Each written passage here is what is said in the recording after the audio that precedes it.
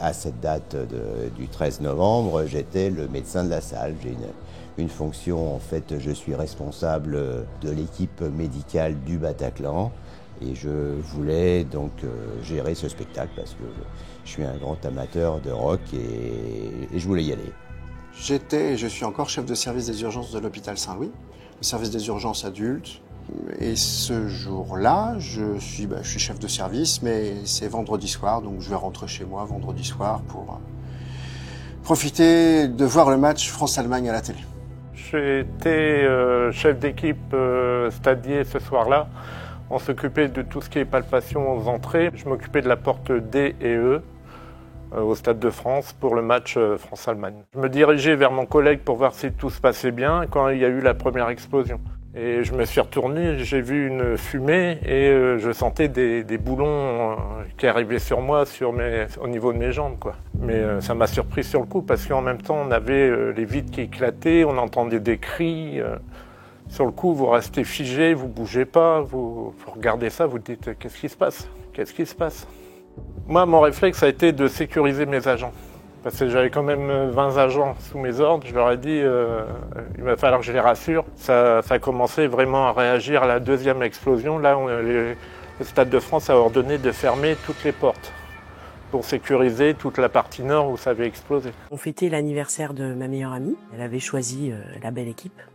Et on est un petit groupe de 4 à être sortis fumer. Donc vraiment sur l'entrée principale du restaurant en dehors. Tout d'un coup, il y a eu un espèce de bruit qui nous a semblé un peu pétard au départ.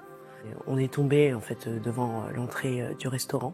On est un peu tombé en mode cap-là, donc empilés les unes sur les autres. Au bout d'un moment, on a compris qu'en fait non, c'était pas des pétards et plutôt des balles qui pleuvaient dans tous les sens. Beaucoup de gens ont couru, ont crié, ont parti se réfugier là où ils pouvaient. J'ai eu le temps de me redresser, je ne sais pas trop comment, et d'avoir un lien visuel avec ma meilleure copine et de lui dire qu'on se taise, quoi. Un peu de faire semblant, limite d'être morte. Et là, le deuxième assaut a repris. Donc, ça a été vraiment horrible. Il y a eu ces premières détonations. Il y avait des coups assez répétés et je pensais que c'était de la pyrotechnie. Et donc après, il y a eu des déflagrations là beaucoup plus répétées. C'était pas des coups unitaires, c'était les rafales de mitraillettes. Là, j'ai commencé à voir toute la fosse, toutes les personnes qui étaient dans la fosse s'allonger, s'agglutiner par terre. Moi, j'ai vu 2 terroristes arriver, mitrailler, je dirais arroser la foule. Là, la première réaction, c'est il y a quelque chose de très grave qui se passe. On essaye de réagir au mieux. Voyant qu'il se passe quelque chose avec des coups de feu à proximité de l'hôpital, je décide de prendre mon téléphone, d'appeler mon collègue de garde. Karl, je vois à la télé qu'il y a des coups de feu à côté de l'hôpital. Fais gaffe, il est peut-être en train de se passer quelque chose. Il me dit, ça y est, il y a déjà des malades qui arrivent et qui sont blessés par balle. Je lui dis, écoute, prends en charge les malades, demande des infos au SAMU, savoir ce qu'ils peuvent te dire, et moi j'arrive. On a entendu la 3e explosion qu'il y a eu vers le McDo.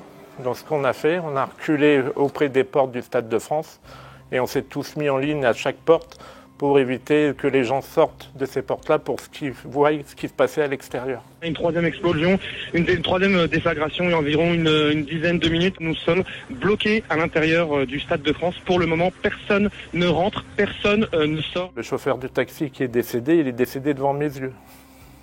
Je l'ai vu tomber par terre, tout doucement, et il s'est couché par terre, je l'ai entendu gémir et après plus rien. Vous voyez, tout ça, ça m'a marqué. Les premiers réflexes, c'est malheureusement de sauver sa peau, de sauver, tout simplement. Quand les gens commençaient à se faire abattre dans la fosse en bas, je savais qu'au bout du couloir, il y avait une porte qui donnait dans les loges. Et cette porte donnant dans les loges donnait dans un escalier, un petit escalier qui donnait sur la sortie de la petite rue que vous avez certainement tous vu. J'ai harangué un petit peu les gens qui étaient autour de moi en leur disant « Venez, on va sortir par là ». On rampait parce que les balles fusaient sur le mur Eux, ils tiraient d'en haut avec l'angle. Ils pouvaient pas nous atteindre si on rampait. Ils tiraient partout. Il y avait des impacts de balles sur le mur. Quand on rampait, on avait des morceaux de plâtre qui nous tombaient dessus. Donc il fallait pas se lever, c'est sûr. Ils ont cru attendre des pétards et tout, donc on a eu à peu près 10 000 personnes qui sont rentrées dans le stade en courant. On a eu des collègues de blessés par rapport à ça, des enfants abandonnés, des handicapés qui étaient par terre. Pour vous dire, devant ma porte, il y avait un pied, directement un pied devant ma porte. Et un peu plus loin, j'avais un bras. Donc, tout ça, il ne faut pas y penser, il faut qu'on continue comme s'il fallait sécuriser le bâtiment, quoi. Comme j'ai toujours dit à mes collègues, ils auraient eu des billets, ils auraient fait un massacre à l'intérieur. Moi, j'ai sauvé tous ceux qui étaient à l'intérieur du Stade de France, quoi. Je ne regrette pas ce que j'ai fait ce jour-là. C'est le principal. J'étais dans la trajectoire du souffle de l'explosion. J'ai pris 24 décibels dans les oreilles. Donc automatiquement, je peux vous dire que ça ne fait pas du bien au niveau des oreilles. Donc c'est ça qui m'a abîmé les oreilles. J'ai eu un stress post-traumatique suite à toutes les images que j'ai vues ce soir-là. La première personne qui va se présenter aux urgences qui est blessée par balle ne sait pas qu'elle est blessée par balle. Elle a en fait une douleur dans le mollet, elle avait entendu un bruit, mais elle pensait que ça pouvait être un claquage ou quelque chose comme ça. C'est en l'examinant qu'on voit qu'il y a une plaie, et au même moment, le service avait été interpellé par des médecins qui étaient à proximité de l'hôpital et puis des passants pour nous demander d'aller chercher dehors des victimes. Et donc la deuxième personne est une personne que des aides-soignants des urgences ont été chercher avec un brancard en dehors de l'hôpital pour l'amener aux urgences. Et c'est comme ça que les choses ont été découvertes et intégrées. Il y avait des étudiants médecins, ce qu'on appelle des externes, pour lesquels c'était, pour au moins l'un d'entre eux, leur première garde de leur vie. On a pris ce petit escalier qui descendait sur la petite rue. C'était relativement angoissant parce que là, maintenant, c'était des rafales en continu. Il n'y avait pas de temps d'arrêt. Je pense qu'ils rechargeaient de manière coordonnée et alternative, et ce n'était que des rafales en continu. Je vais peut-être vous raconter quelque chose d'assez terrible. Donc il y avait un corps que j'ai transporté au milieu de la rue, que j'ai déposé, le pauvre, bon, il n'y avait plus rien à faire, qui était dans le groupe avec moi. Et je peux vous raconter, c'est assez terrible. J'étais en premier pour ouvrir la porte, hein, c'est moi qui guidais le groupe. Et j'avais une personne derrière qui m'a tapé sur l'épaule. Bon, elle voulait tellement sortir vite que j'ai senti une pression sur mon épaule. Donc j'ai ouvert la porte, le type est sorti en premier, et il s'est fait, en fait, il a attrapé une rafale de mitraillette par un terroriste qui était à la sortie de la salle et qui canardait la rue. Il a eu la poitrine ouverte, malheureusement il gapsait, j'avais rien pu faire. Donc ça fait partie de la destinée. Il m'aurait pas tapé sur l'épaule, ce serait peut-être moi qui serait pas là. Kader, j'étais opérateur 13 novembre 2015 derrière le bouclier Ramsès au Bataclan. Avant même de rentrer dans le Bataclan, on voit des corps inanimés dehors, donc des gens morts, et on s'attend au pire en rentrant à l'intérieur. On est rentré à l'intérieur du Bataclan, et là on nous a demandé de vérifier qu'il n'y ait pas d'autres terroristes cachés. Donc on a revérifié les toilettes, tous les compartiments où il pouvait y avoir une personne. Et à chaque fois qu'on ouvrait une porte, on découvrait, on tombait sur un otage, sur une victime qui était cachée, qui était apeurée. Donc petit à petit, avec le turnover, je me retrouve derrière le bouclier Ramsès. C'est un bouclier qui nous protège des balles, qui protège même des balles de Kalachnikov.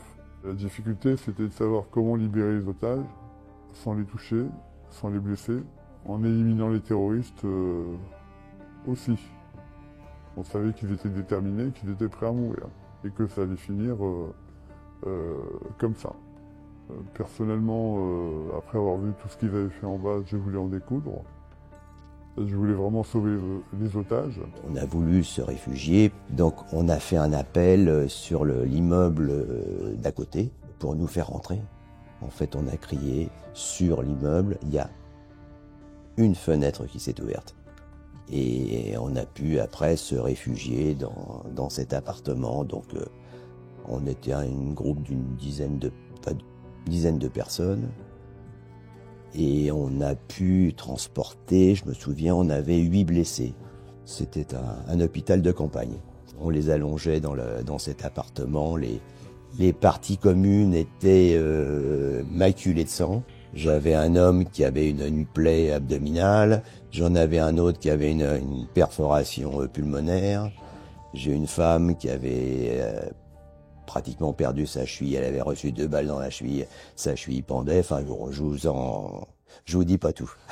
Vous avez des gens qui sont choqués et qui, à un moment, j'ai jamais entendu de cris, de pleurs. Eux-mêmes sont dans la sidération.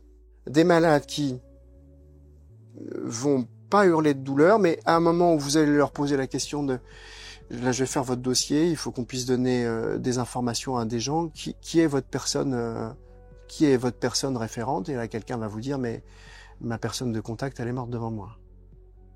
Bon, bah vous savez que vous n'allez pas forcément poser la question de cette même manière une deuxième fois, quoi. Le top assaut est donné à la radio. Là donc je progresse tout droit vers le couloir. Et quand je vois que la porte pouvait s'ouvrir avec le Ramsès, avec le bouclier Ramsès derrière moi, j'ai donné des coups au niveau de la porte. La porte s'est entrouverte. Une première fois, une deuxième fois. Elle résistait encore une fois. Et je crois qu'à la troisième, elle s'est totalement ouverte. Et là, il y a eu le déluge de feu. J'aperçois le terroriste, donc ça tire, et je continue d'avancer en même temps. Et les collègues, dans le même temps, il y en a un qui a riposté sur le terroriste. Donc j'avance dans le couloir et jusqu'à ce que je vois le terroriste, je tire 2 balles dans sa direction. Et à ce moment-là, le terroriste explose. L'assaut est très compliqué.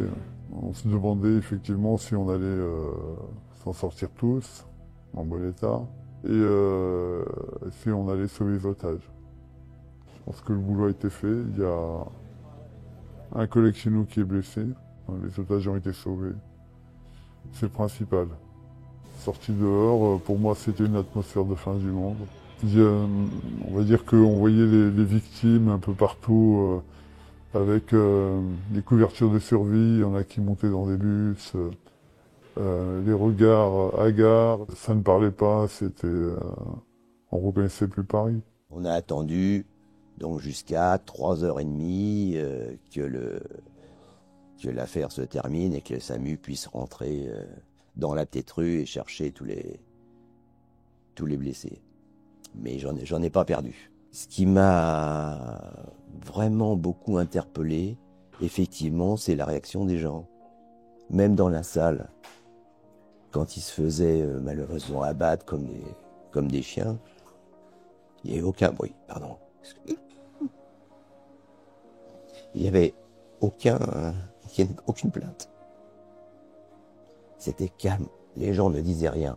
Moi je suis rentré, il était 4h du matin. Il restait que les ambulances et tout qui continuaient à s'occuper des blessés parce qu'on a eu quand même 52 blessés au Stade de France. Donc une fois tout ça terminé, nous on a pu partir. Et on est rentré chez nous, par nos propres moyens, quoi. Moi c'est ma femme qui est venue me chercher avec un ami, mais dans des petites rues. Je suis passé devant les terroristes, je m'en suis même pas aperçu. Parce que la voiture à ma femme, ils étaient garés pas très loin d'eux. Et on est rentré à la maison. C'est 2 jours après que j'ai appris que je suis passé à côté d'eux, quoi. Vous voyez, j'ai plein de souvenirs comme ça. J'ai eu des balles au niveau du bras et au niveau du pied et de la jambe gauche. Et le soir même donc de l'attentat du 13, j'ai dû prendre cette décision d'amputer ou pas ma jambe, enfin mon pied. Donc j'ai perdu mon pied gauche à la suite des attentats. Et j'ai eu des bonnes séquelles au niveau du bras, voilà. Le samedi matin, bon déjà à 9h j'étais à mon cabinet, il fallait que j'assure ma consultation. Donc j'ai travaillé et comme tous les copains savaient que je m'occupais des concerts, j'en ai des dizaines qui m'ont appelé en disant « mais dis donc, c'est pas toi qui as fait le Bataclan ?» Je leur disais « bah oui, effectivement ». C'est le lendemain soir que je vais rentrer chez moi. Et je devais aller au Bataclan quelques jours après. Voilà, je suis un fan de rock, un fan de blues, et quelques jours après, passé à un bluesman qui devait jouer au Bataclan. Et bon, et qui finalement y est pas passé, et puis de toute façon, j'aurais pas été au Bataclan, je pense. Et le premier concert que j'ai fait, je me suis dit, ah tiens, s'il se passe quelque chose, où est-ce qu'on est, s'il se passait quelque chose, quelles consignes je pourrais donner aux gens, enlevez vos ceintures, faites des garrots, tenez-lui la main et la laissez pas toute seule. Voilà, je me suis fait cette réflexion-là. 5 jours après, j'ai été à l'Olympia refaire une garde. Il fallait pas arrêter. C'est mon truc. J'y étais il y a 3 jours au Bataclan encore pour refaire un concert. Hier soir, j'étais au Zénith. Donc je continue. La vie continue, bien sûr. Il faut qu'on continue d'aller sur les terrasses, il faut qu'on continue d'aller au concert. Faut pas oublier malheureusement tous ceux qui y sont restés et qui ne demandaient rien du tout. Faut toujours et avant tout continuer de penser aux victimes, il ne faut pas les oublier. Celles qui ne sont plus là, mais celles qui souffrent encore dans leur chair de tout ce qui s'est passé. Et c'est important juste de ne pas oublier ça et de faire comprendre des fois aux plus jeunes que ça s'est passé. En tout cas pour nous, ça s'est passé ici. Et en même temps, je pense que les soignants doivent se rappeler de l'expérience et en faire quelque chose, au-delà de la commémoration. Le plus bel hommage qu'on pourrait leur faire est de continuer à ce qu'on essaye de faire et qu'on essaye de le faire bien. C'est comme ça que je le vivrai.